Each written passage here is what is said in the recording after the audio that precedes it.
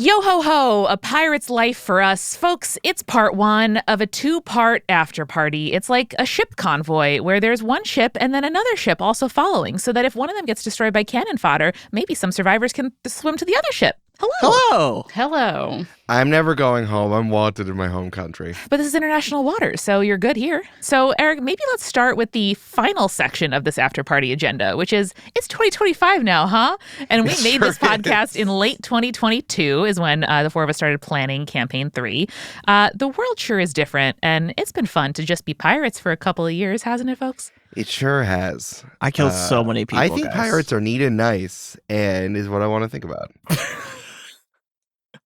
I said that really quietly under Eric so no one could hear me. Yeah, nope, I got that. Well, what did you say? I killed so many people, Eric. But that doesn't have anything to do with your pirate. That's That's just you. That's a good point, yeah. We will touch on the world this podcast began in and the one it is ending in terms of actual plays, TTRPGs, us, our interests as players and creators. But first, folks, there are a record-setting 6 episodes of Join the Party. Wait, 2, 3, 4, 5, 6, 7, 8. 7 episodes of Join the Party. That's right. Real-time corrections because we care about fact-checking, that we have to cover since we had our last after party. Whee! 7 episodes. So That's many. So many. So many. So, folks, let's review together. What is something that happened in these past few episodes that you want to explore and make sure that we talk about in true after-party style? Hey, I should have killed Piney, huh? Julia, I don't remember you not killing Piney. I think you tried. I'm pretty sure I distinctly did not kill Piney. Okay. Walk me through. How do you feel about that now?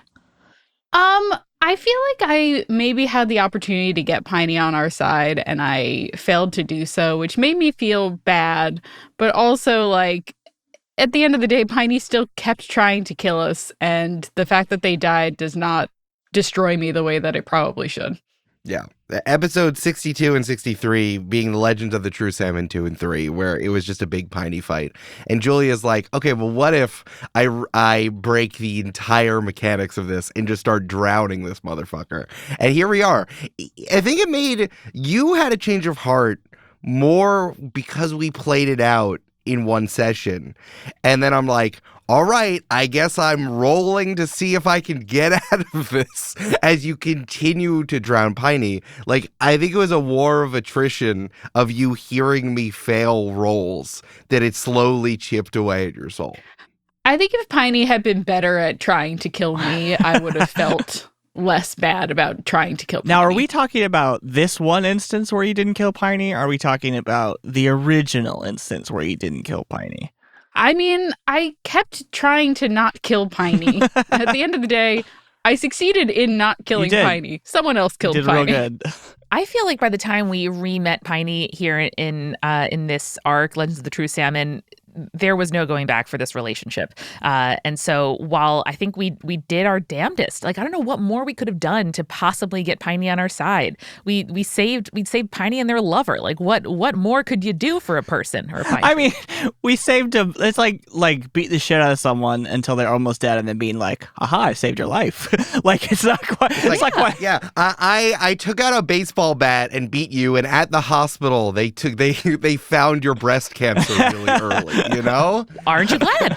It's, in my mind, it's more like when you're dueling someone and then you do the honorable thing by not killing them at the end, being like, I'm giving you your life back. But isn't that always in every movie, like, the impetus for, like, oh, the protagonist made a mistake and should have killed them, you know, because they're going to come back? Sometimes it wins the person to your side, being like, wow, they did the honorable thing.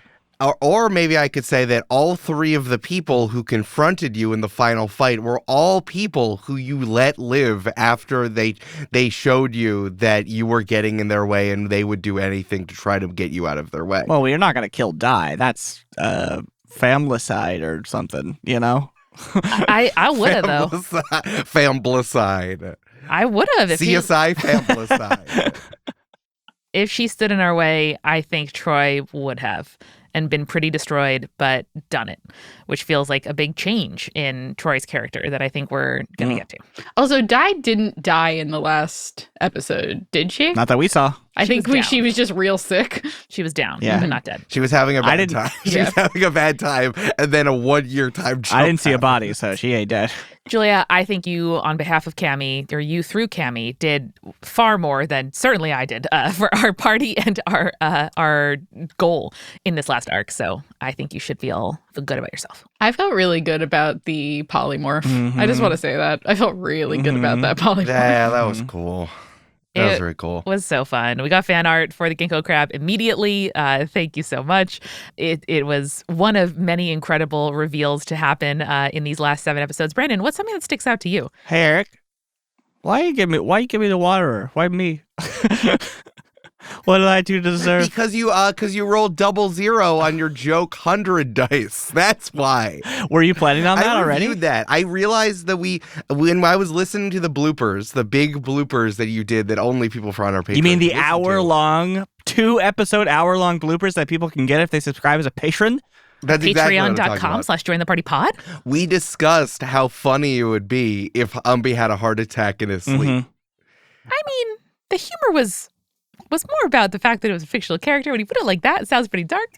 I remember Dark laughing. and funny, It was really- you know? I thought it was really funny. I remember hearing it, and then when it actually happened, I'm like, okay, I can't. You were very adamant to say that actually it didn't. Yeah, it count. didn't count. But that's not how.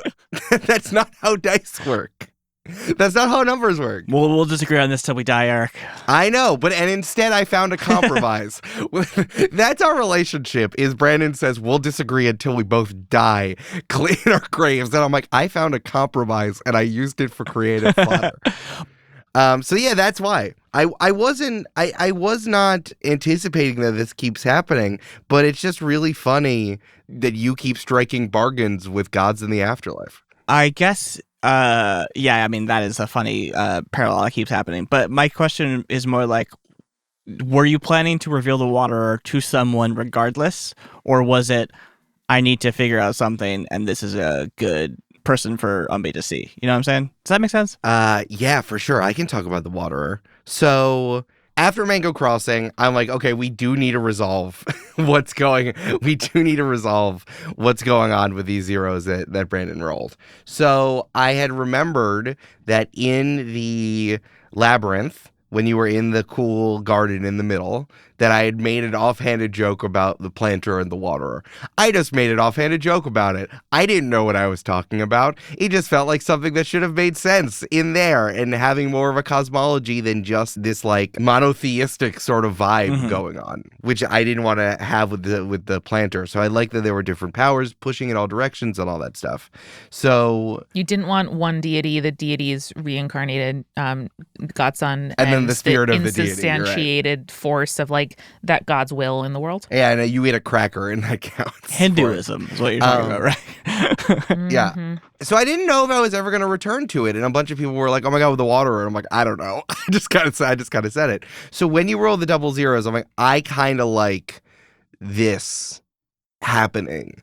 Something having to do with how we die. I think it's a little more complicated with it complicated all so much with creating the path and how dogmatic it was and seeing how like rigid it was, especially with Cammy's backstory. We're like, I wonder if there is reincarnation. I wonder if this is real or people are just being like absolute black and white dicks about it instead of embracing doing good things are good and doing bad things are bad. Like that is just that could just be like a truism you live your life by.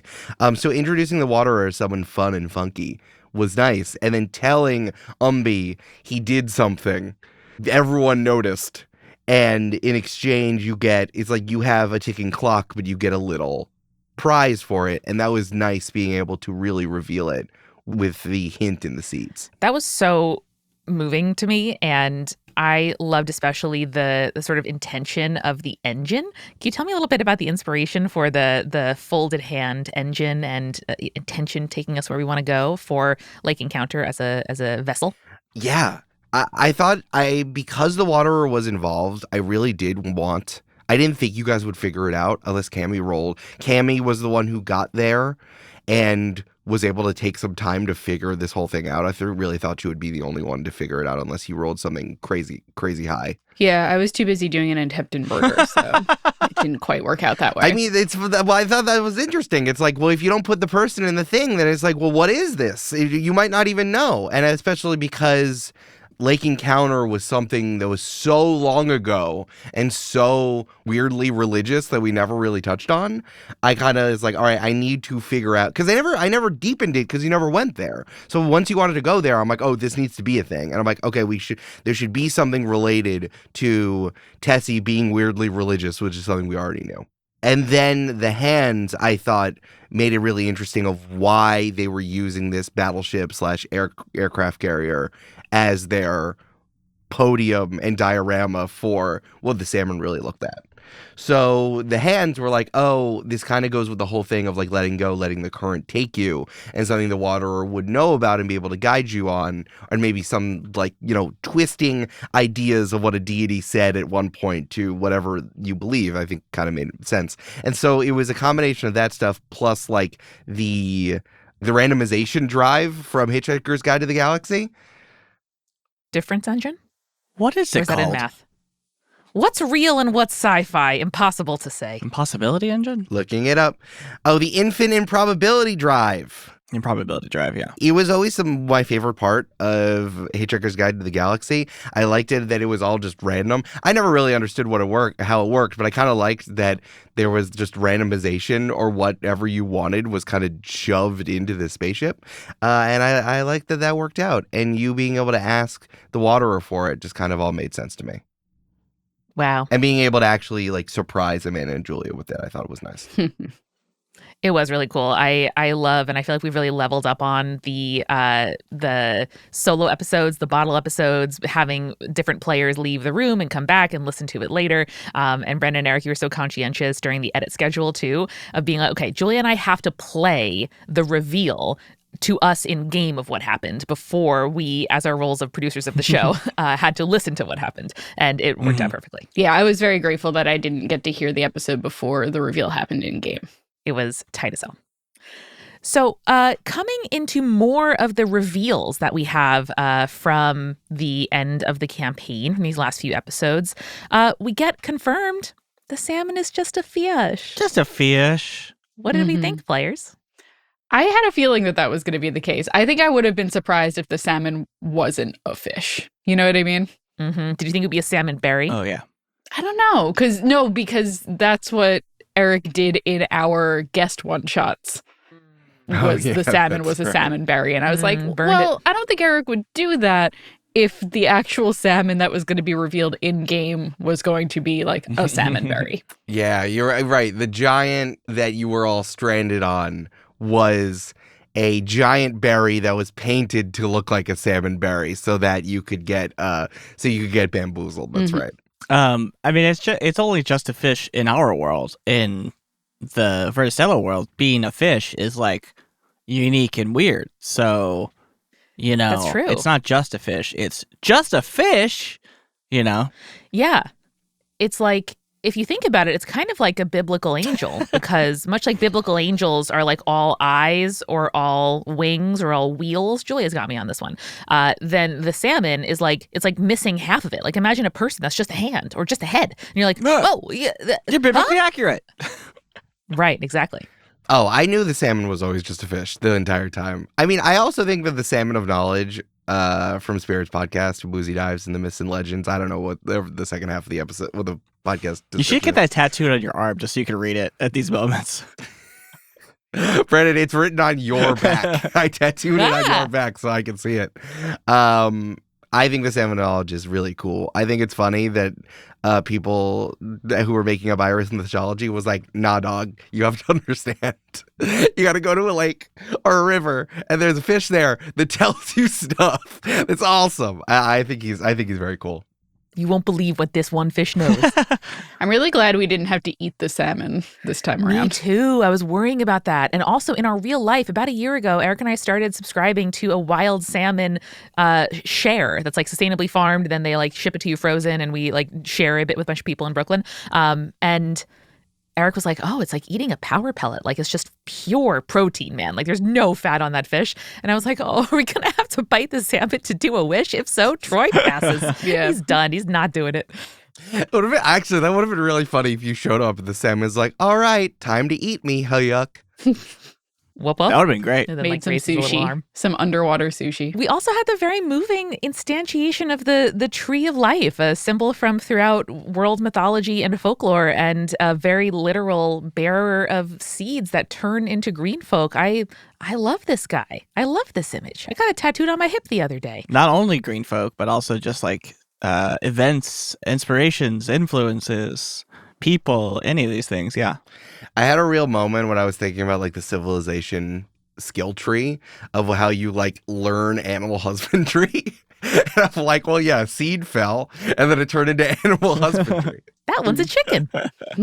This is how you make cows kiss. This is how you give a cow a husband. Ideal. All cows are straight. Everyone knows that. Sorry, I'm just laughing at the idea of like cows needing to believe in the institution of marriage. Cows are like, we can't copulate until Not we make this until official. after marriage. I did think that for a while when I learned what animal husbandry was out of context playing Civilization 4 and 5. I will. That admit is where we Totally got fair. the inspiration of marriage horn was from cows. It's in the Bible. It's biblically accurate.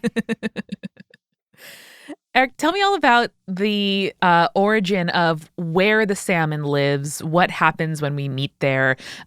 Was the kind of structure of like the salmon's infinite lake filling, cascading over the sides to be the cascade to have the seas of Vertistello? Like, was all of that clear from the beginning of the architecture of the Bialy? First of all, it's the Old Testament. Pretty good. Pretty good. Ah. There's not a good way of podcasting to depict a shocked silence, but there you go. If you out there have a cow, go ahead and rename them Old Testament. Thank you. Mhm. Brandon, it's Old Testament. Very important. I always knew that the salmon was in this freshwater lake that fed the cascade. I also knew that something was blocking it that you could only access if you got there. That was always something I wanted to do. I really wanted to do something opposite of Campaign 2, where like nothing was resolved, because that's how life do. And in this one, I'm like, oh, the reason why you got to get to the salmon is you got to fix the problem. There's something happening, and you just got to get in there, but you got to find what the thing is. I think that also has to do with, and I figured this out later, this also had to do with why the Diamond Knot, or whoever got in control of South Compost City, locked up the salmon. Because whether or not they went in there, they're like, Blackberry Dragon, no thank you, go away. This is probably where the salmon is, but we don't want to deal with it. Lock it up. That was the deal. And I don't know if, I'm still trying to figure out if it was something involved with the seedlings from before, from the civilization before, or with the planter, or with the Diamond Knot. Like some combination of those three elements put the lock on the salmon, right? And then that's why South Compost City was made around it, and because it's like, wow, this is a really cool thing that's here. Let's stay away from the Blackberry Dragon, but it's probably fine. And then they got their scary boulder disease, and then everything went bad. So the Blackberry Dragon was there already when people moved in. The Blackberry Dragon was the protector of the salmon. Okay. Yeah, and it kind of had a fraught relationship with that once, which is I think what it was trying to communicate to Umbi was like, I'm here, which I think it didn't have the words to describe it because it doesn't know what it means to be free or not free. No one knows what it means to be a dragon, you know? No one does. Well, that's the whole point. Yeah. It's like, well, I'm here to protect the salmon, but if protecting the salmon means getting used as a bioweapon and having a collar around my neck, this thing sucks. So I want to get out of there. So that's why I was so happy that Umbi let it out. Were you somewhat inspired by, like, I can't remember the name of the dragon, but like in Norse mythology, there's a dragon in the roots of Yggdrasil that is like protecting it so that the tree can never fall. Julia, I was probably playing God of War at the time. Probably. you know, I probably was when I was thinking about I think that dragon's name is Puff the Magic Dragon, I want to say. Does he live by the sea? No, he lives in the roots. Can I tell you that in my Jewish upbringing, there was a song called Puff the Kosher Dragon that was sung No, really? No, that's a lie. about that's him a lie. hanging out with a little No, Jewish student? lie. No, it's not a lie. Lie. Puff the I sang it with Avery Trufelman, noted podcasters. Googly now. Yep, it's a thing. These things that are It's a traits. thing. It's a thing. frolicked in the synagogue and drank the kosher wine. That doesn't even rhyme. Little Rabbi Goldberg loved that kosher puff and fed him lox and matzo balls and other kosher Okay, stuff. that one rhymed. Okay, that did rhyme. You landed the plane there. Now, that was me unearthing a song from my brain from 20 years ago. I think that was pretty good.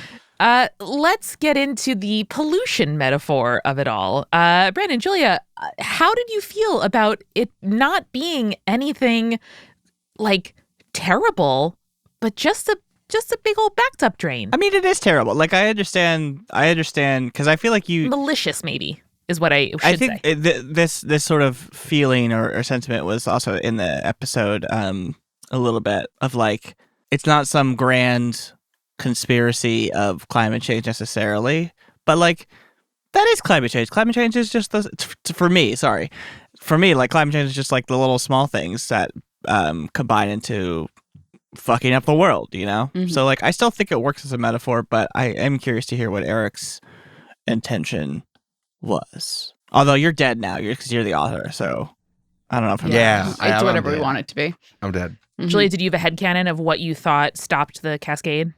I don't know that I did.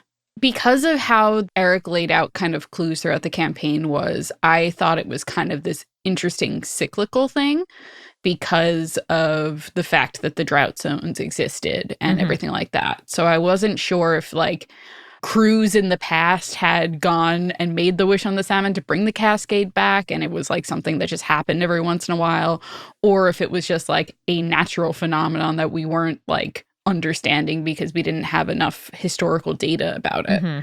So I was going into it being like, okay, well, one of us is going to have to wish this because that's how the world works. You know what I mean? Yeah. Can I get resurrected? Do you want to resurrect me, or do you want me to just? I don't have the diamonds for it. Oh, nuts. I've got. We really should have saved that. What's the one that Umbi gets? Lightning resurrection, whatever the fuck.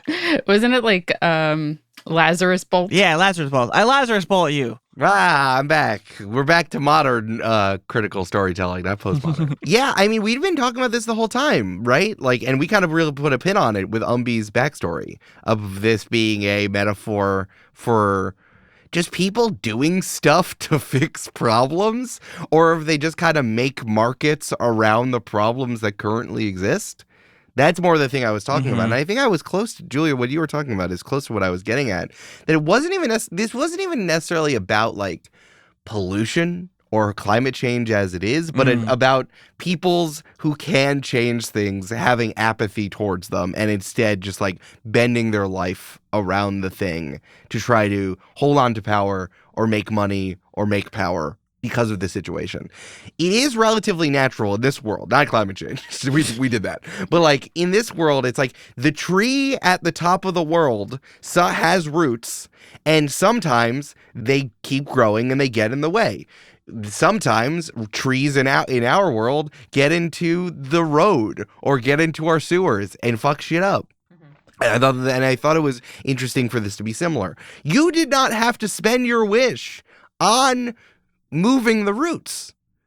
If you had gotten there and had the spells or the item or the whatever to get there, you could have done it, then you would have kept your wish. Here's the thing. I'm almost glad that I did spend my wish on moving the roots, because I spent the entire campaign trying to figure out what the fuck Cammie's wish would be. And even by the time we got there, I still hadn't come up with something that I was like genuinely happy with that felt right.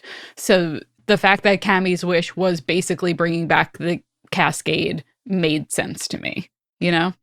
It was really fun, and I'm glad you did it, also because that's kind of how we ended the whole story. But it was fun for you to just be like, can these move? Can you do something? Like, can we this? do something about this? And I think that's also, I'm not sure if it came across in the recording or the edit of that episode, but I was so frustrated knowing that like Crimson Larceny and Mandy Potash were there and didn't wish for that. That's what annoyed the shit out of me. I was like, why wouldn't you? You're here. Do the thing, you know? Well, because their individual legacy was more important to each of them, or fun, or just novelty than something that would be beneficial to all, which has no relevance to today's world. Just to criticize. Sorry, I died again. I can't comment. It's so easy to do the right thing. And that's something I've been saying in my real life lately as well. It's so easy to just do the right thing and people choose not to. And it's so incredibly frustrating. Yeah, that's real. Yeah. I think that kind of symbolizes, I feel like Crimson Larceny and Fun Mandy Potash kind of came out of nowhere there at the end and have only dotted the story a little bit through. But I think it also has to do with like how much people actually remembered them. All Crimson Larceny ended up being was a goddamn Disney World restaurant name. You know? Yeah. So it's like, I was really doing this in comparison for One Piece, which the whole thing is like, there was a king of the pirates, and everyone knows that and loves that guy and tries to be that way. And characters who knew him are like revered as legends too. And there just wasn't enough time. It was only 50 years. And Crimson Larceny kind of made a bet to one that maybe he'd be remembered as a pirate legend. I guess yes or no. 2, that someone else would be like, oh, well, I did this. I'm not that great. Someone else will probably clean up the problem here and use their wish on something else. But 3, I'm going to put myself in the cosmic game, and that's infinitely more spicy, which I think might have also symbolized why things got so weird in our campaign over time. Yeah. Mm-hmm. I really appreciated Mandy and Crimson as a device to remind us that, you know, we are far from the first pirates to try to do this. In some ways, I'm shocked nobody else did it in 50 years. But also, like, of course, there is an entire legacy of people who have tried to do the same thing. Well, that I guess my wider question, and maybe this is the wrong place to put it, but my wider question is like, so the Diamond Knot, you know, whether or not, I don't care about the mechanism of how they were profiting off of it, but is the idea just that the Diamond Knot were trying to keep the status quo because they were profiting off of it?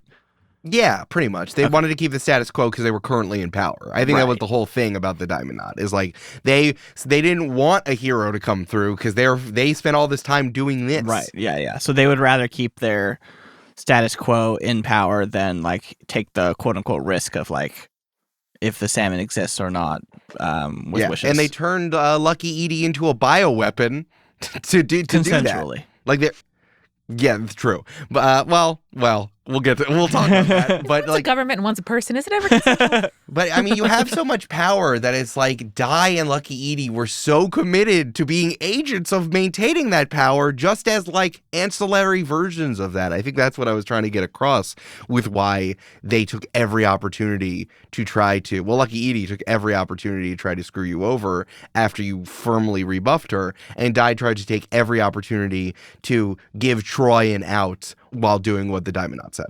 I also just want to say for the record that Umbi never rebuffed Lucky Edie. She just, by association, hated Umbi.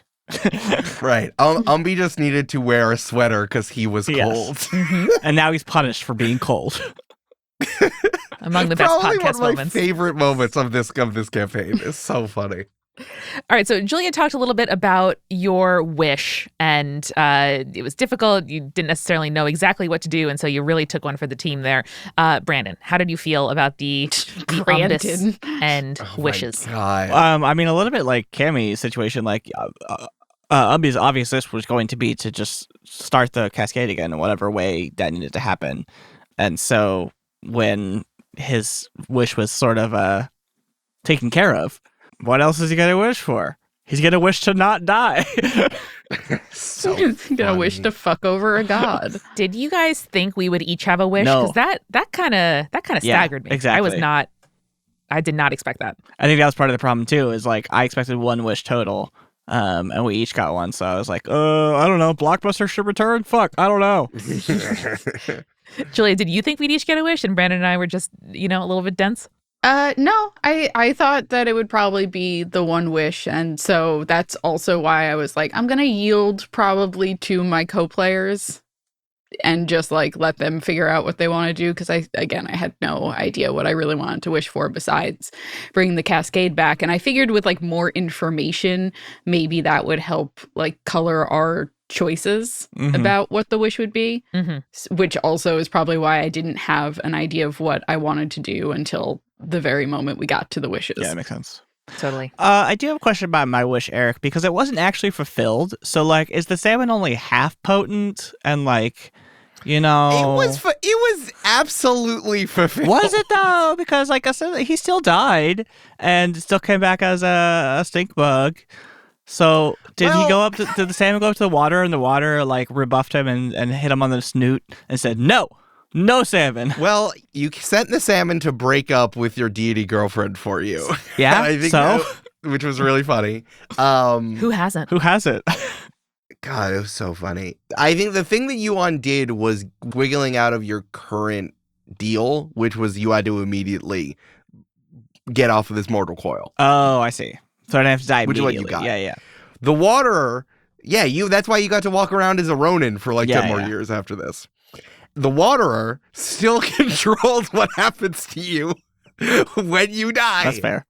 So that's what I was doing. It was awesome. You get 5 points of inspiration and a joking for that. I loved it. I thought it was awesome. I just there's only so much I could do. And just the salmon going, oh no, nerds. oh jeez, Oh nuts. Oh no, yuck, oh jeez.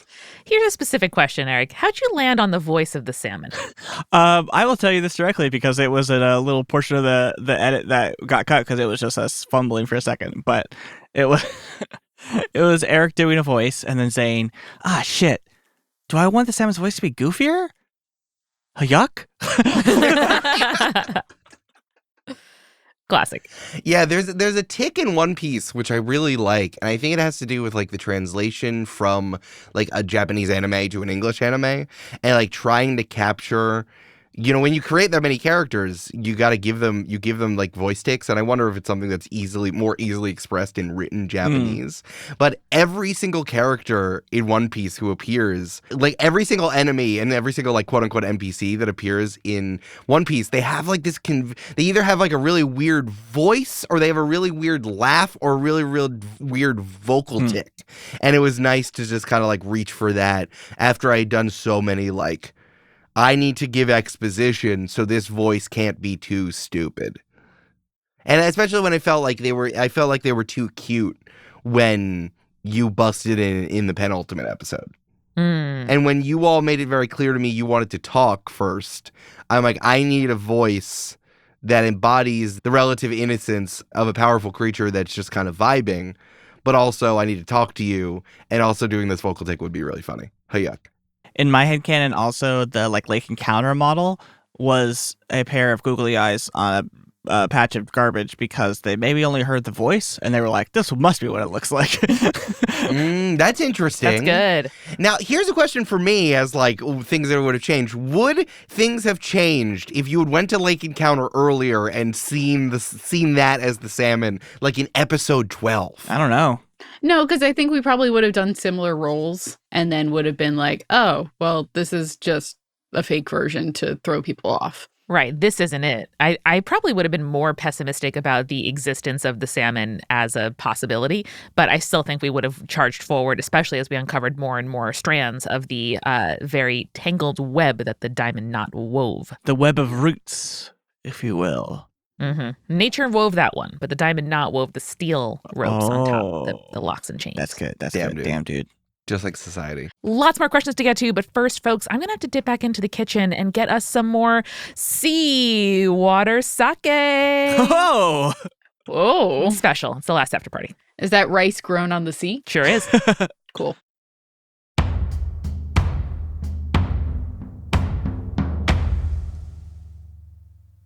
Hey, it's Amanda.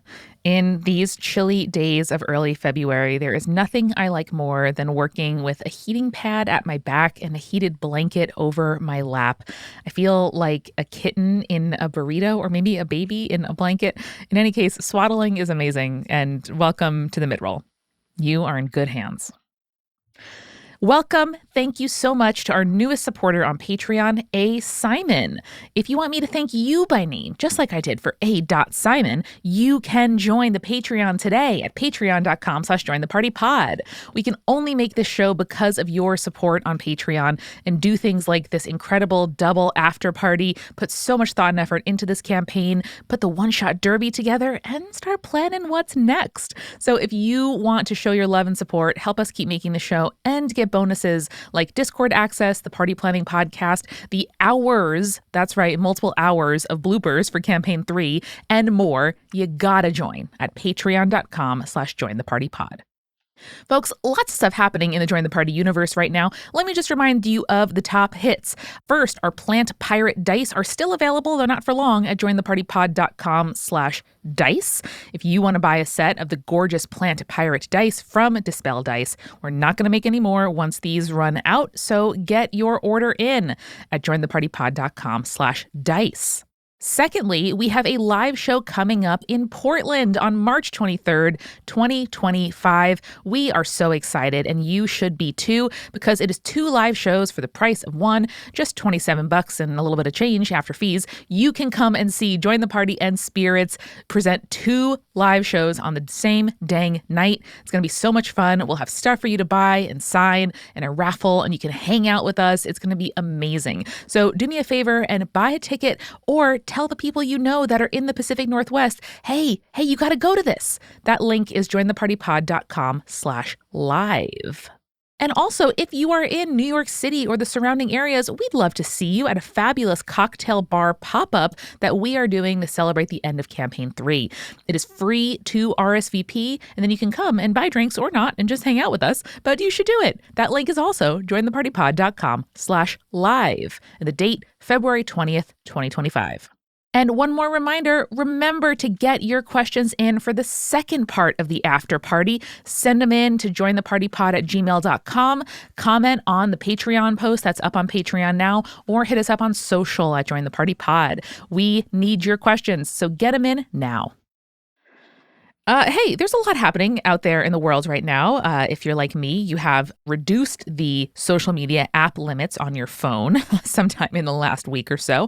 But if you want to do all of that while staying in touch with Multitude, make sure you sign up for our newsletter, okay? As our social media landscape is changing, not sure what platforms are going to be relevant, not sure if I'm going to want to be, all up on social media all the time, you can always find us. Stay in the loop with whatever's new at Multitude, our new shows, our new projects, new events, articles about podcasting, all of that you are going to get in our handy monthly newsletter at multitude.productions/newsletter. We will never annoy you. We will never spam you. Only good stuff. multitude.productions/newsletter. We are sponsored this week by Roddenberry Entertainment's podcast, Does It Fly?, where science fiction meets hard science. Join renowned astrophysicist Hakeem Oluseyi and pop culture expert Tamara Krinsky as they put your favorite sci-fi properties, inventions, and conceits to the test. Every Friday, the team answers your burning questions like how Star Trek's transporter really functions, if we're getting close to a real-life lightsaber from Star Wars, and the actual physics behind time travel in Back to the Future, and more. Every episode examines the science and story logic behind beloved sci-fi, horror, and fantasy properties. And while not everything we love necessarily holds up to scientific scrutiny, there's always a vibe check for the topics that are just so cool and well-conceived that it doesn't actually matter whether they could literally fly or not. So go on and check out Does It Fly on YouTube at Does It Fly Pod or at doesitflypod.com. And if you want, go to podcasts.roddenberry.com, 2 Ds in Roddenberry, for other great sci-fi podcasts. We are also sponsored this week by Volante Designs. If you are trying to bring a don't mess with me energy to the streets these days, you should check out volantedesign.us. They make incredible, high-quality, handmade jackets, outerwear, corsets, shirts, boots, incredible stuff, and they have officially licensed apparel from series like Assassin's Creed, Star Trek, and Devil May Cry. They are seriously so amazing, and they have very kindly extended a 10% discount to listeners of Join the Party only. So if you go to volantedesign.us and use code Join the Party, you will get 10% off your entire order. That is a big deal for a small business, and we are really grateful that they're offering it to us and our listeners. That is code Join the Party for 10% off at volantedesign.us. Volante Design, stay badass. And finally, we are sponsored by Tab for a Cause. This is a browser extension that lets you raise money for charity while just doing your thing online. Basically, you plug it into your computer's web browser, and whenever you open a new tab, you will see a very pretty photo of a beautiful sunset or mountain or beach somewhere on the earth and a small ad. And part of that ad money goes toward a charity of your choice. So every single time you open a tab, which if you're like me, is I actually don't want to count, probably scores, if not hundreds of times per day, you will be raising some money for charity and costs nothing for you. So join the Party by signing up at tabforacause.org/join the party. That's tabforacause.org/join the party. And now let's get back to the after party.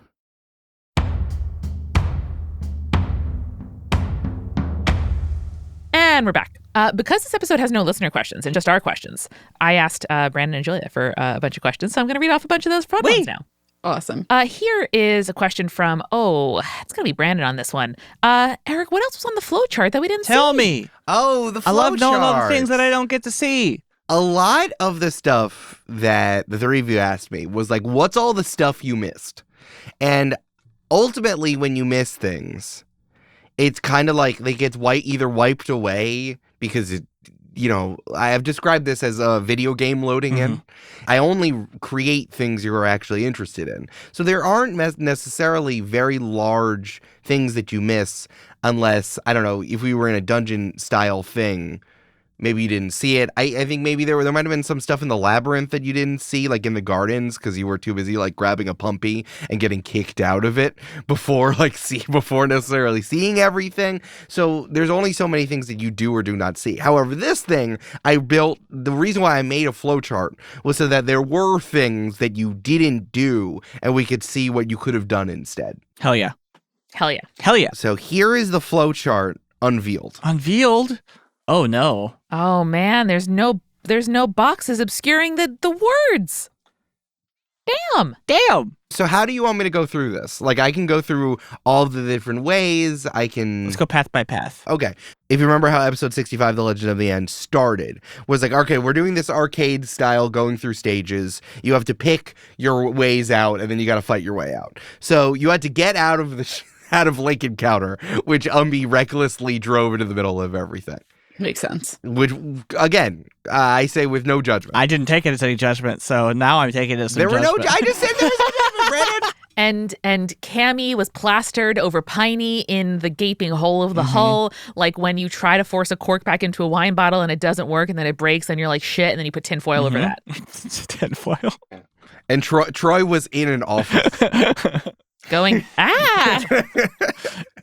I'm not buckled in. Troy and his sister were sitting in an office. So your choices were get in the fray, go for the rotten key, and rush the facility. You all chose rush the facility. Right. The other choices for get in the fray could have been for get in the fray. You were going to just throw yourself kind of in the middle of a fight between the zombie pirates, the agents, and the regular pirates. Right? And then it would have been more of a free-for-all. People would have been going in all directions. It would have been a lot more chaotic of a battle instead of you all trying to leave and everyone noticing and then charging you. Mm-hmm.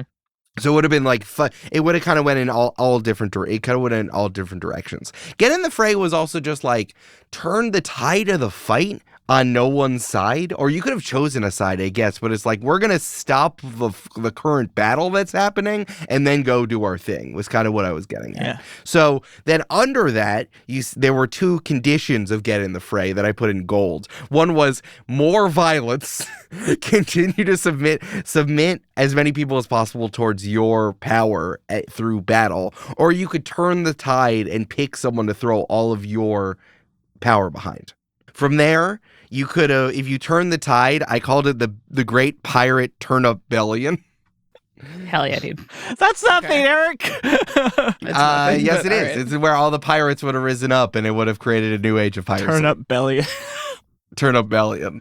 Do we fly like a turnip flag instead of the skull? I guarantee there's some flower plant out there that with like the word bell in it that we could have used. Nope. Like Victory Bellion. Bluebell. Bluebell. That's a Pokemon. Very close. Bell Pepperlian. No, we all know nightshades are French shit. And I think you all would have given like empowering speeches towards the pirates to like fight off the government and the zombies, and that being a pirate is awesome, blah, blah, blah. This is what we could have went on. But if you had done more violence, the Diamond Knot would have dropped their most devious invention ever, which I called the big net. No. Was it a big net? It was a big net they were going to drop on literally the entire battle. I have a question. Why do they love nets so much? That was just their thing. They just love nets. They love capturing people and torturing them for information. Why nets? They ordered a box of nets once, and they meant to get 10 units, but they got 10 million units. I see. And they just had a lot of them, yeah. They cut one big net up into many little nets. Like they said the package was missing, but then it ended up coming, and so then the replacement was already coming, and they had two big nets, and it's like, what am I need two big nets for? Yeah, sew them together. But 2 giant million. net. Oh, and that's a big net, Julia. Mm-hmm. I think they sewed all the small nets together for big net. That's what I'm saying. It was just so funny when after like it just stuck in my mind that after using all the net guns that in the beginning of Mango Crossing, that like they just were invested really heavily in nets, especially after Julia's character in Model Our Nations like was really pushing like technological advancements that get sold to everyone. And the technological advancements was big net. Was net guns. Yes, it was big net. Okay. I mean, it's like you hire McKinsey as consultants, and they're like, we got to capture people, and they're like, nets, give me $1 million, please. That's what I had in my head. That's business, baby. And then when you ask the Diamond Knot sort of how their like portfolio is doing, they say, I can't really invest in new things right now. My money's all caught up. But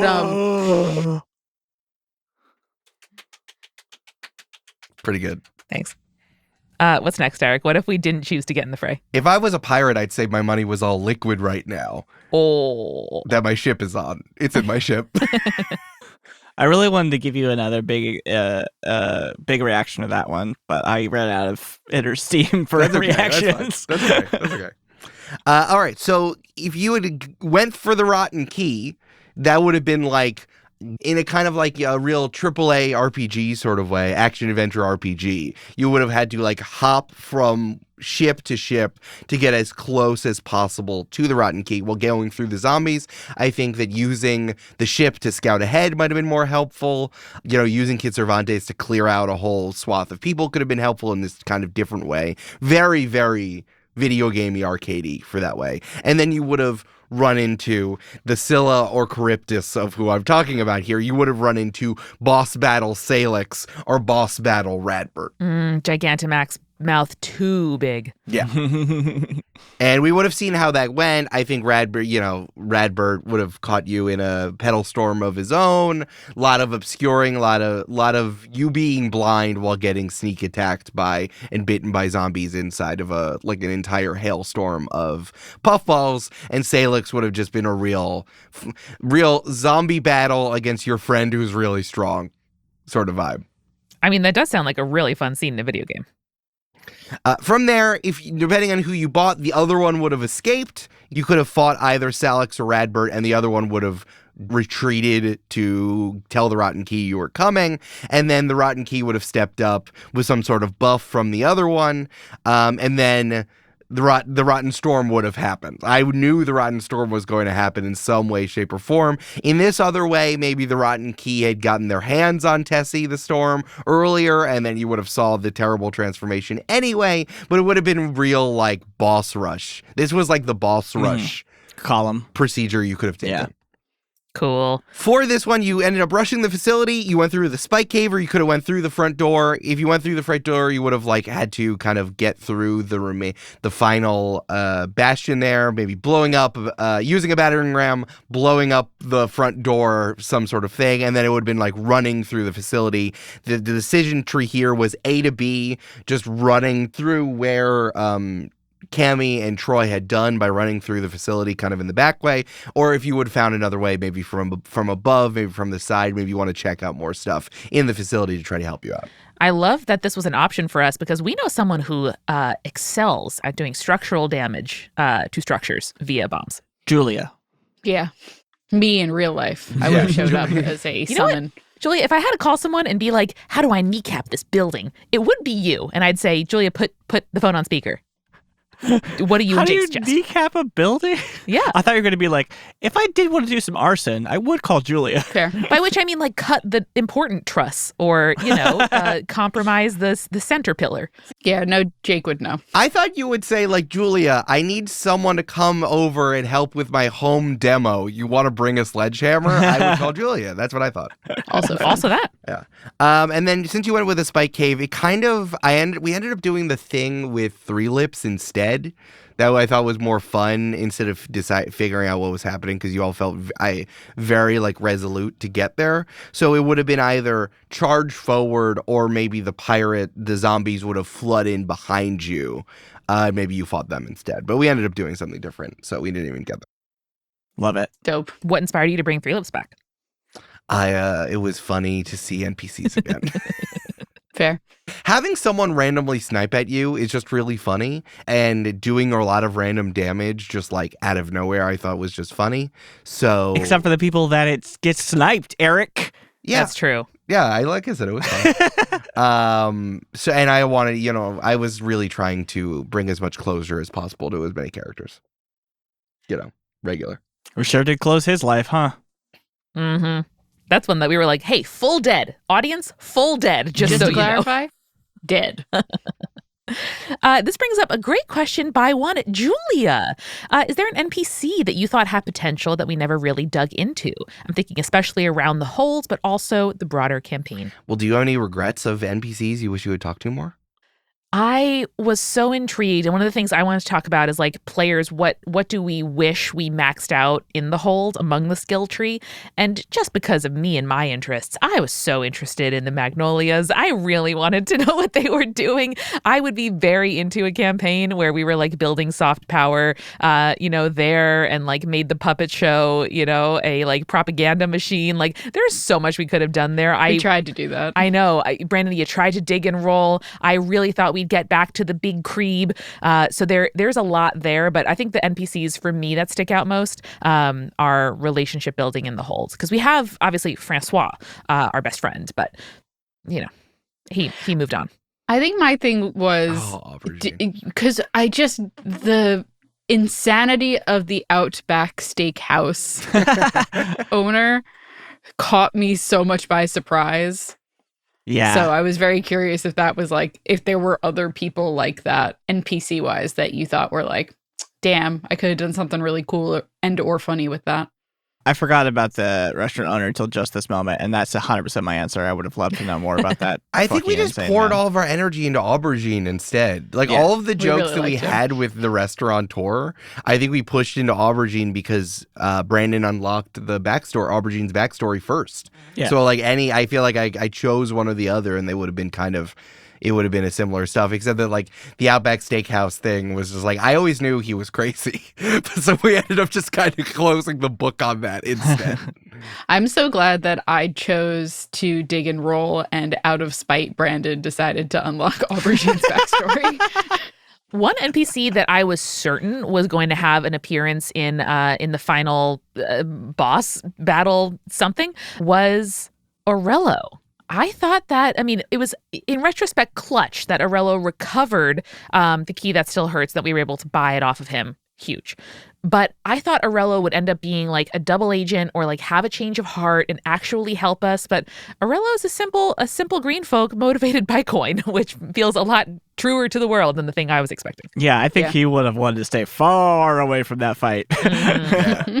He's like, oh, things are getting weird. I'm going to the other side of the sea. But I will sell you arms. Yeah. I think Aurello being there, seeing the cascade turn back on, like right on the edge, I think is really important. So him being involved in that way, I think was really good. Oh, wait, he captured or claims to capture some of the first drops of the reinstated cascade and is like selling sniffs of them like a reliquary. Absolutely, 100%. That's exactly the kind of guy. Reliquary? Is that someone who peddles relics? A reliquary is the vessel that holds a relic that you then like take around, and it's like a cool box with like a finger of a saint in it. Cool. And so I imagine Aurello like building an incredible one and then like charging people admission to come sort of like touch or smell it. I love that word. Fun fact, every Catholic church has a relic of the kind that Amanda just described, like the finger bone of a saint. I learned that from the TV show Evil. Yeah. An important relic is touring right now. And Yvonne was like, I'm seeing it. And I was like, cool. Great. Didn't know they still toured, but that's cool. Right on. Is it the Shroud of Turin? Is that one still touring? I don't know. I have to check. Is there like a mosh pit at these concerts? Or? Can that be the name of our next tour? The Shroud of Turin. The Shroud of Touring. Yes, it can be. Yeah, Aurello's a good one. I did want him to just be motivated by coin. Tessie the Storm is someone who I didn't really figure out what to do with. I think you guys ended up dealing with Piney so much more that Tessie almost sat back as someone, like turned out to be like Piney's girlfriend in that way. Like didn't end up being fully fleshed out after you except vice versa. Yeah, instead of vice versa. But I'm fine with that, honestly. There's the creep definitely, and I think that if you had pursued Lords of the Manor, there would have maybe been more of a more rivals on the hold. But I think we ended up putting a lot of that energy into Lucky Edie instead. So. Yeah. Right on. Sorry, Julia, I cannot find. Oh, here we go. It's veneration of the major relics of St. Thomas Aquinas on the 750th anniversary of his death. Kind of fun. So, is it his books or like his knees? Is it the books or the knees? Yeah. Various relics. Various. So, knees and books. Both. Head, knees and books and toes. I mean, touring museum exhibition. I love it. Here's a great question regarding an NPC I love from Brando. Y'all remember Hondo and that cult? They still culted? I assume they're zombies. I assume they're full zombies, but they have a sort of a cult within the zombie community. Oh, that's fun. Well, when everything is done, do people return from zombie status or they just die? You know what I mean? Good question. I think they just die. Yeah. The thing that ended up happening with the rotten, kind of the whole rotten vibe, was I just thought it was like a malevolent force that kind of bounced around, especially at the end where I envisioned that like Audrey was the teenaged. My headcanon for this was like Audrey was the teenage daughter of like a person of a treasure hunter. Who just like bopped around. And this was the equivalent of opening up a tomb of a cursed pharaoh and seeing what's inside. And then Audrey got from it, which is what I was kind of like gesturing towards there at the end. So the rotten force was always just this malevolent thing that happened. I think it also was, I was trying to get at that by being like, no one knows what this thing's doing other than amassing power. That's amassing people. That's all it wants. That's what you saw when you were talking to the head sergeant. I love that guy. That guy was great. So, that kind of randomness is like at some point a rotten fruit rolled off the tree of life and then fell into a jar and then there it do. Into a reliquary? Yeah, I mean, ultimately. Listen, Brandon, anything that holds a relic is a reliquary. So you can have the humblest of reliquaries, but often they're nice. But the cult was worshiping the anglerfish. Well, I was about to ask that. Was the anglerfish also just a fish? The anglerfish was a sea monster, like the creep. Oh, right. Yeah. And that's what they were worshiping. And then Audrey's like, a group of people? Hell yeah, dog. So it's like the cult was kind of a red herring for being able to bring in a major enemy from the jump. What I really wanted to get at with this question was, do y'all remember how cool Hondo was? I liked him. I liked Hondo a lot. That's the most traditional, like we meet, villagers who are disguising something like in a loving way, where it was just like the plot hit, like the reveal hit, and then we sailed off, and then on the deck of the ship it was like, oh wait, Audrey? Who's that in the distance? Oh, Cammy wants to be BFFs. Can't wait to pull on this thread. And it was just like, I think back to that as such a thrilling kind of like entree into the campaign proper. Yeah, I love that. The sun goals were my favorite thing. Julie, are you bummed that you didn't become best friends with Audrey? One of my questions, I think, was, could I have convinced Audrey that we could have been best friends? Maybe. I think you could have had to go to her first. By the time she got to the pirate meeting and had a document on her, I think might have been like, hey, why aren't you submitting? Why aren't you submitting to me? I'm winning. I just don't know.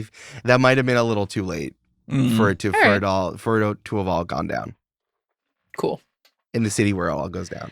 Cammy's other best friend bit the dust. That's something that happened. I made a section of this Afterparty agenda called Remember That, where we listed things we remember from the campaign. Brandon and Julia filled it out with aplomb. But that is one that I was like, oh yeah, Brandon's so right. The Smelly BFF Haze just died. Love Smelly Haze. She was great. R.I.P. She had Smelly such a Haze. bigger footprint than I thought she was going to have on the campaign.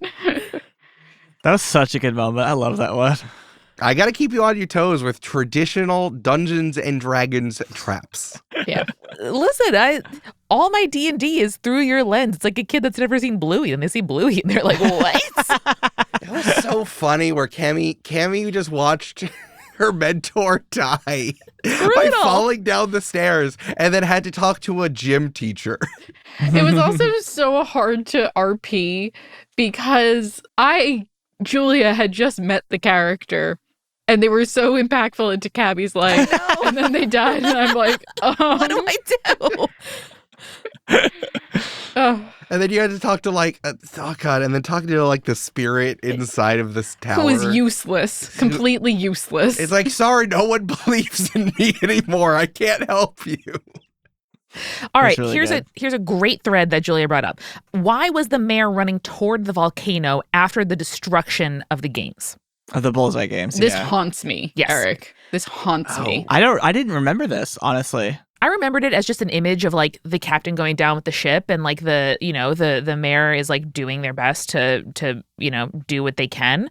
But he was leaving the town to go to the volcano where Laurelis or whatever the fuck his name was. Right. Yeah, the I spirit assumed of that it was like a pull ripcord in case of destruction situation. Yeah, the spirit of competition. I think that the mayor, I'm trying to remember, I think that the mayor just still believed in the spirit of competition and was just trying to well, what do you do, Julia, when you're the mayor of Jaws? Of the Jawstown, and then it happens. You're just like, well, I guess I was wrong.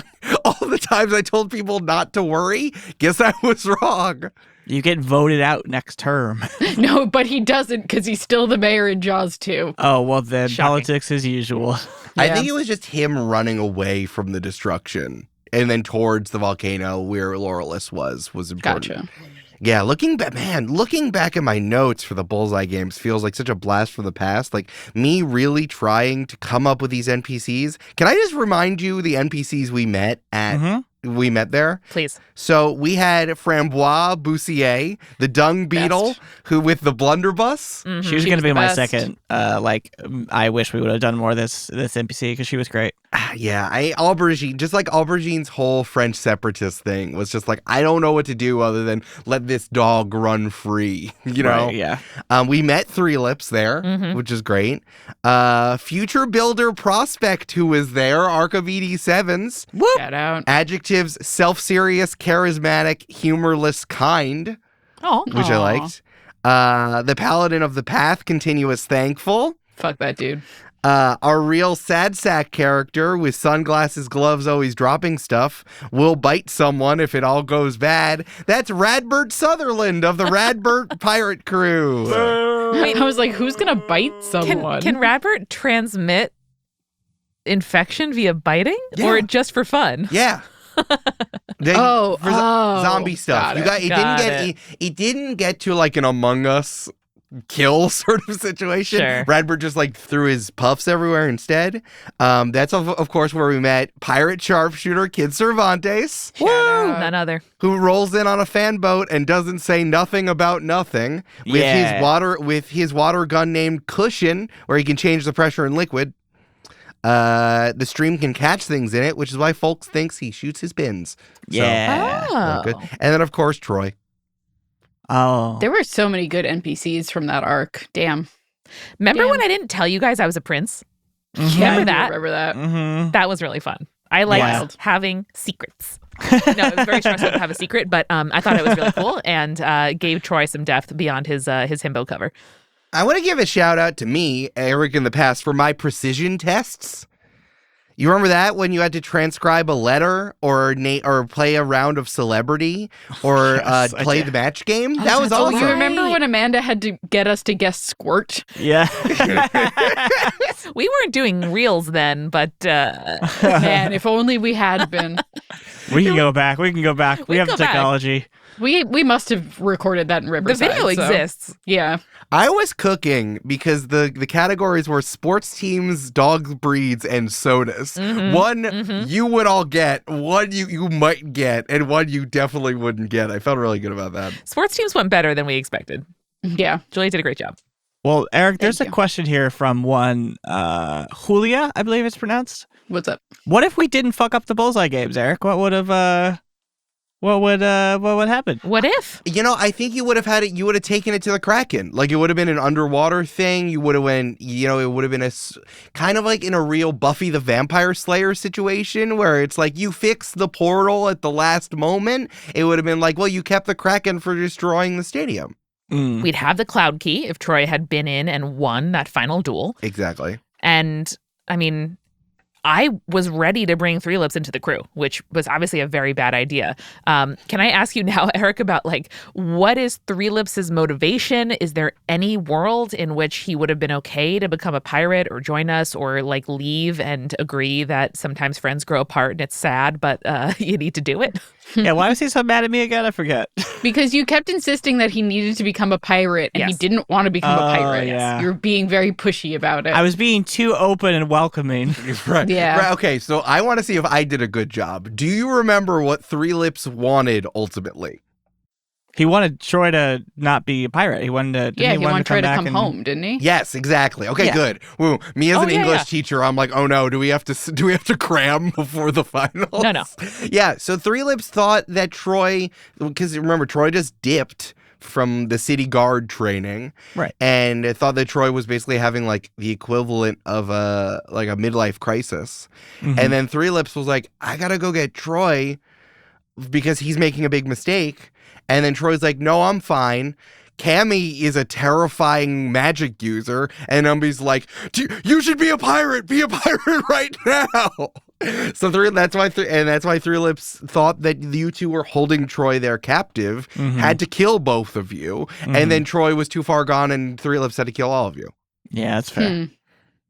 I love Three Lips. I was really proud of that character. It was a really good character. And I like that girl from the kitchen. So what was her name? I forget. Yeah, you're like the friend who knew you. The friend who knew me, yeah. It wasn't like nice. Rosalie. It was something like that. Something like that. Oh, yeah. who you ran into outside the stadium who was just like, oh, hey. Yeah. Up? It's like Mary Jane or Mary Rose or something. Yeah. Rose Amber. Incredible. Hey, guys, remember when we found the glasses of knowledge behind the bar and totally weren't supposed to have them, but did? I do. That was so cool. It was very helpful. Mostly remember, though, the drink because I want to have that drink. Of course. Everyone wants to drink the drink. Yeah. I wanted to give Amanda a reward for doing such a good job going through the bar, and I wanted the bar to be a little bit more than just my Disneyland homage for Julia and Brandon. So I gave you the glasses of knowledge. I think it also had to do with did Crimson Larceny go there? Is that why Tessie the Storm was obsessed with it? did Hesse the Storm have it? Where did they get this? Why do they keep it in the restaurant? It gave more questions than it did answers, but it was more like, here's a reward for doing a good job. Yeah. I'm just glad we had them to unlock the visage of the drought stones. Like that is one of the most moving scenes in the whole campaign to me is Julia going down there and, learning about the fact of them and also talking to people at the time. Well, that's something when I was thinking back on it that I wanted a little more clarity on was like, so I forget the guy's name, Jeremy or something, the first person to find the salmon who made the drought stones. Jeremiah. Yeah, Jeremiah. Yeah. So did he invent the keys, or was that the diamond knot? Or because the salmon didn't know about the keys, so someone put these locks in place, and then put the drought stones out. Was it Jeremiah? So yeah, I said earlier in this episode that I wanted to be ambiguous, but it's like this was done to lock it up. I think that it could have been either the seedlings or the diamond knot, or in collaboration with the planter. If we want to put our mythology hats on, we can imagine Jeremiah, after wishing on the salmon and fixing everything, like going on a big Greek mythology-ass pilgrimage to Mount Olympus and going to talk to the planter and be like, hey, planter, this sucks, fix it. This thing you invented sucks. And convince the planter to, like, make the keys. And then... Or maybe the diamond knot did that right when the cascade opened up again. I think a combination of stuff like that. Love that. Yeah, that's a great idea. Hell yeah. Mount Olympus is so funny when you think about it. It's like there's a mountain where all the gods go, and you just got to go up there. My Spirits podcast. I do have another question real quick about going back to the book depository about TSC. At the end of the fight at the end of the campaign. Yeah. Do the Rotten Key and Tessie separate? Are they together permanently? Who can say? Does the Rotten Queen come after us? The biggest difference between making weird Dark Souls bosses and Dungeons and Dragons is that when they were doing Elden Ring, they weren't like, what happens next? Well, okay, then I'm going to say what my headcanon is that they stayed together and they did come after us and Troy smote them down. It's possible. For the first time. That'd be a first for the sequel. Troy gets good at shooting. I like the idea that it's after Cammy has gotten true polymorph as a spell, as a 9th level spell, and then they're just permanently a ginkgo crab. Oh, Julia, great idea. Can you tell me what else Mage Hand Mike dreamed up that you could have got? Yeah, well, yes, but with the caveat that Valda's doesn't have original spells at that high of a level. Gotcha. Oh, okay. You really said I was not mad that you kneecapped my 2 final fights, because like you really did sit on them and make me not remember that you had these things. You really did hide the ball. So, and that's good. That's just good gameplay. Yeah. I will say, so my 9th level abilities or my 9th level spells, if Cammy had gotten to that level, would have been Astral Projection. Cool. Foresight. Imprisonment. True Polymorph. Weird. And I was wrong. There is one original spell in here that is at the 9th level for witches, and that is the Identity Curse. Oh, that's cool. The Identity Curse is a touch spell. It's 1 action. The duration is until dispelled. Wow. Whoa. You extend a finger to a creature's temple, who then forgets its own name. Choose 1 creature you can touch to make a wisdom saving throw. On a failed save, the target falls unconscious for 1 hour and is cursed to forget its identity. When the target awakes, it loses all of its personal memories, though the target retains all of its general knowledge, proficiencies, and other statistics. The target will not realize it has any class features or special abilities, and so does not willingly make use of them. If left to its own devices, the target will adopt a new name and begin to build a new identity. That's wild. That's I love that. Is that what happened to Aubergine? Oh. The only way to dispel it is a remove curse spell at a 9th level. That's good stuff, Mage Hand Mike. That's good stuff. Good Again, shit. like I can't argue with the Grand Hex or it's good. That's good stuff. It's good shit. It's good. Whew. Julia asked another great question in the outline. Could Cammy have killed the planter? Julia says, I wanted to kill them after their shitty monologue at us after the Divine Labyrinth. And the harvester was not the planter, correct? They were two separate beings. Yeah. Yeah. Okay. Not at that moment. No. Yeah, not at that moment, definitely. Because like the whole point of the thing at the end was like the planter was like, "Hey, cool, good job beating the level." Could we have... It felt more like I was being scolded, and I was like, Yeah, I mean, I guy. definitely was getting that. It was about the planter is not nice. Definitely Clearly. not. Could we have killed the harvester in that moment? We did. You did. I mean, did we? Like, I know we did. It sort of like faded off into the horizon, and I assumed that they were down but not dead. I assumed they were gonna come back, like reform. Like goo reforms after you explode the bad guy. Mm-hmm. I think so, but I think it just like retreated back into the labyrinth. Like it let you go in that way. Gotcha. I also think that the planter could have just planted another seed Yeah. and created a new harvester. Yeah, for sure. Not at that moment, no. If you wanted to, I think we could have pivoted to do that. To killing a god. Yeah. The thing is, and I guess it was like I was reaching for when the key with a gaze unalived was when you were talking to Baba Rutabaga, who's again is an NPC I love the most. I liked it when she was in your dream and sounded like Joe Pesci. That was my favorite That was part. pretty good. I thought she didn't show up once in the flesh. Yeah. She was like, nah. This isn't my story. I'm in the woods. I'm chilling. She's like, she gets called back to the office, and she's like, "No, I quit." Not happening. It was a moment for a parent to try to describe to a child how death works. And it's more complicated when there's when you can like chase the soul.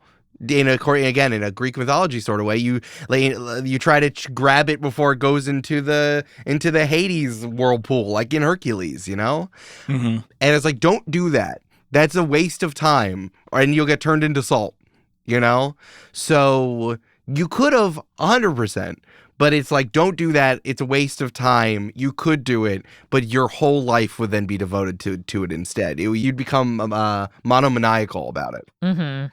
There are so many other questions and remembrances that we have here about Campaign 3, but plenty of time for that next week, where we are going to be answering your questions and probably a few of ours, all about what happens. I want to close out here about the thing I teased at the top. Hey, it's 2025 now. It's almost exactly 2 years and 3 months since we had our first planning meeting for Campaign 3. And it's also almost 8 years that we've been making Join the Party. So floor is ours. I have a couple specific prompts, but let's reflect. How are we feeling here in February 2025 compared to October, November 2022 when we started the campaign? I can't believe it's been almost 2 years of this campaign. That feels like it's been no time whatsoever. Yeah. That's wild to think about. Maybe let's start with Eric. You are the person among us, I think, with the finger on the pulse of the actual play community the most. How are you feeling? What's going on in TTRPGs these days? Sure was a choice for us to play 5e with only homebrew, non-Hasbro materials in 2022.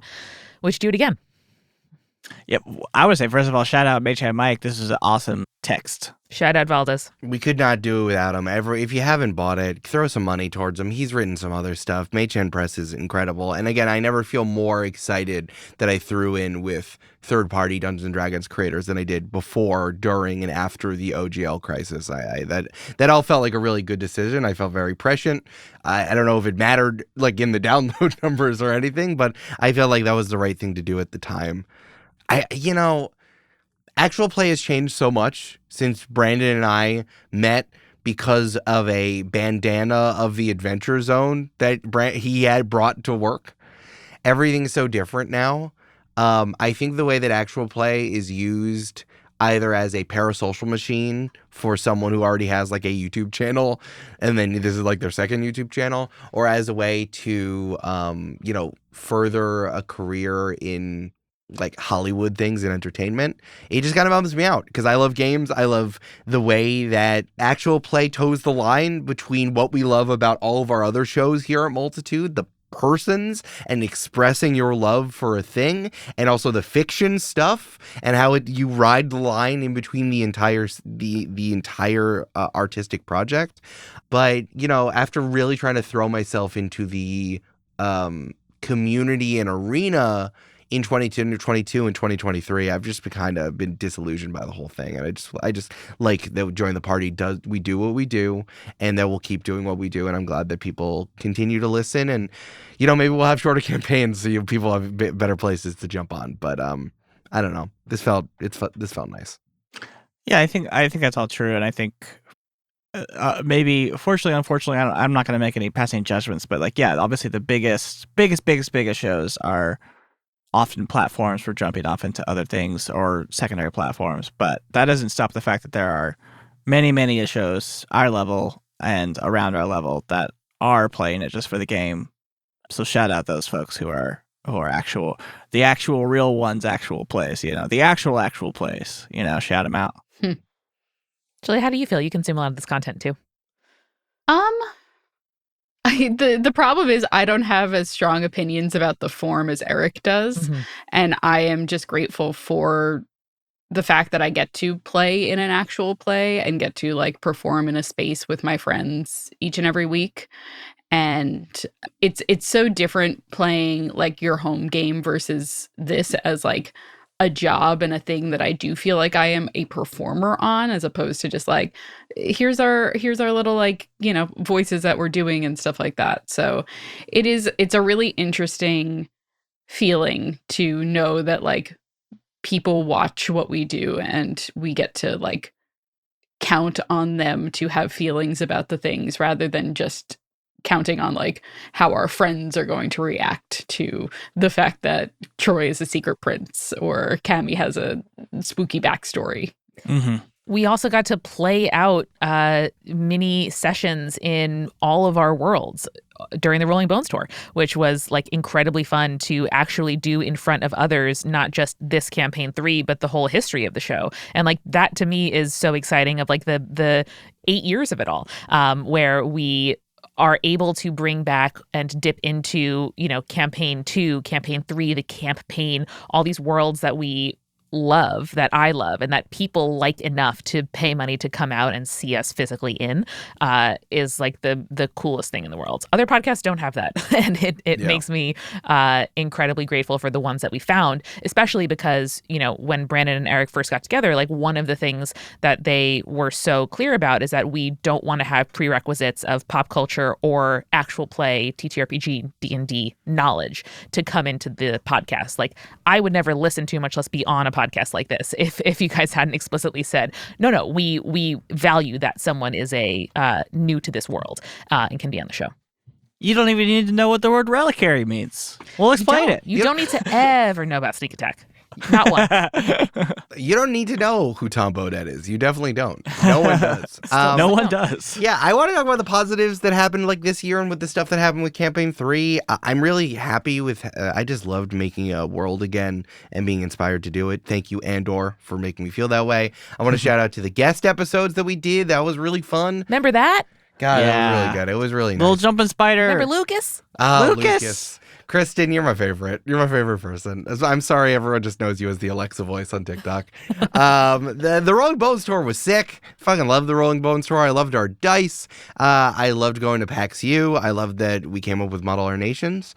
Good stuff that happened this year. I know it was long, but I wanted to get, stomp around in this world for a while. I didn't want to leave. I'm curious on that point, especially as players, how we've seen from campaign to campaign to campaign to campaign, what you've learned, what you've done differently, what you've employed, what skills you've leaned on, what skills you've leaned off of. And the same is true for Eric, obviously, but from a different perspective. I know, Amanda, you've intentionally put something into action with every new campaign. So what did you learn from this one that you're going to use going forward? With campaign 2, my goal for myself was to fully understand and use all my abilities, which sounds a little bit like a joke, but it was fully true. And I really enjoyed thinking about, because I chose a monk, and Eric really helped me understand like key points and all the things that were available to me, but also because we had the superhero layer on it all, and we got to do combo moves and like other things as the campaign progressed. That was really like using what I had on my character sheet was of great interest to me. And then for this campaign, I think it was more like making interesting choices for plot. Troy was not very good at sharpshooting because my rolls went to hell, which, you know, is fine and happens. But I liked that Troy could just be a person with motivations that were not just like protect the status quo, which ultimately is sort of Aggie's motivation. So for me, I wanted to like do a different character, feel like I'm approaching it from a different way. And I felt a little bit less like I was like staring at my character sheet to figure out what to do in any given situation. I let sort of Troy's motivation guide me, which is describing role-playing. It's the aspect of it I wanted to concentrate on this time. No, it's hard though to truly put yourself. I mean, that's why actors learn how to act. They had to go to school. They got to get into the character's motivations. And I feel like I could do that because you and Julia had such command over like, you know, the spells and the bombs that I feel like really rounded out our team and meant that like I didn't have to be in a sniper nest, like, you know, making sure that I was getting people from afar in order to make our encounters work. What about you, Julia?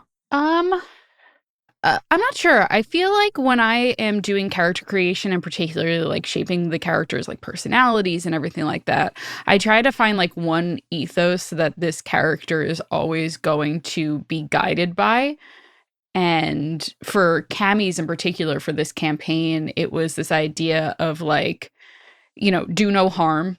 Like everything that I wanted Cammie to do was kind of motivated by the like, I'm going to assume the best out of people until they start like hurting me or my friends. And I think I for the most part stayed true to that. Cammie did some fucked up stuff, and I know we made a couple of jokes about Cammie's bloodlust and stuff like that, but I also felt like I did approach Cammie in a very similar way to how I approached Val, which is Val's whole thing was about family and community, in particular community. And so, yeah, I don't know. I think that I have maintained the way I play my characters. I don't know if I've necessarily grown, and I don't know if it's easy for me to like have that kind of introspection about how I play the game. But yeah, I'm not sure. From my seat, your words to impact ratio is even closer to 1-to-1. Val was a PC of few words, high impact, and I feel like Cammie, that was even more the case. Yeah, I was gonna say when you're the top role player in all of actual play, you don't really have to grow. So you know, stop. Wow. Exactly. Exactly. Yeah. And you only break my encounters sometimes, which makes you better It's than so most of the fun. other supposed top players. It's so good for clips. Clips love it. Yeah, I want to give a shout out to Clips. Love Clips. Honestly, Clips. I've been enjoying the Clips. Brenda's such a good job, but it's been nice having Shout out, Bren. these little moments. How about you, Brandon? I was going to. Thank you for asking. I was going to touch on like there's a distinct sort of pendulum sway that I've been trying to figure out that I think I sort of settled on here in campaign 3. In campaign 1, it was very much like the classic first time D&D, or like way too much backstory, way too much personality, but still didn't really pay attention to that stuff. Just kind of was like a little bit chaotic in a not fun way, or like in a non-directed way. And then I swung sort of the other direction with Milo to sort of like make him a person, right? Mm-hmm. Like I tried really hard to like make him a human. Not that I'm always chaotic, but like, you know, like make him a person. And then for this campaign, I felt like I finally had the footing with myself and with my co-players where I could lean into a little bit of the chaos, fun stuff that I love to do without worrying too much about not being able to be supported or fucking up the game in a way. So like, yeah, I think it was a nice, fun middle that I finally found. But I think for the next campaign, I'm going to like be able to free myself of these sort of shackles. And I have some ideas about what to play, and I really lean into sort of like what Julia's describing of like really figure out these characters and lean into what they are and what their motivation and what their personality is. Hey. So I have some ideas, but we'll see. Listen, I gotta say, there are plenty of tabletop RPGs that make that easier. Instead of like, I don't know, what's your strength? what Dungeons and Dragons does. Well, Eric, Yeah. give us a little taste. Where are we going next? I don't want to tell them yet. That's fine. Say that. I don't want to tell them. We got stuff to do. We got the you're next right, you're right. episode we need your questions for the next after party. We got the one-shot derby coming up after that. We'll tell you. Who can say? I think that's this is the last spoil the plank. Don't worry, the glove has been here the entire time. As I'm on the precipice of the plank, players, anything I forgot from your excellent questions? Brandon asked, can anyone tell me without looking what Havana's name is? And Brandon, the name is Havana Tropicana, but his old name was Rudy, so fuck off. What was his last name, Julia? I don't think he had a last name. Oh, he did. I wrote it down. Oh. It was a Rudy Hold on. Tooty. It was not Rudy. No, Doody. I got this name from a normie name generator on then it doesn't fantasynamegenerators.com. Oh. It can't stick in my brain then. It's not possible. It's just Rudy then. in my Brandon, what mind. is it? And also good pull. It is Rudy Thornton. Who is Thornton. he? Who is he? Who is he? No. That's Havana Tropicana. God, shout out to Havana Tropicana, who got pranked so hard he got put on a mattress and sent into the Great Salt Sea. And he couldn't have landed in a better place. Real quick, I want to ask everyone's favorite NPC because mine, I will die for Havana Tropicana. I will die on the hill of Havana Tropicana. Mine is Eric playing Harold. That's a good one. I mean, aubergine, no doubt. Of course. Damn. Of course. Damn. Yeah.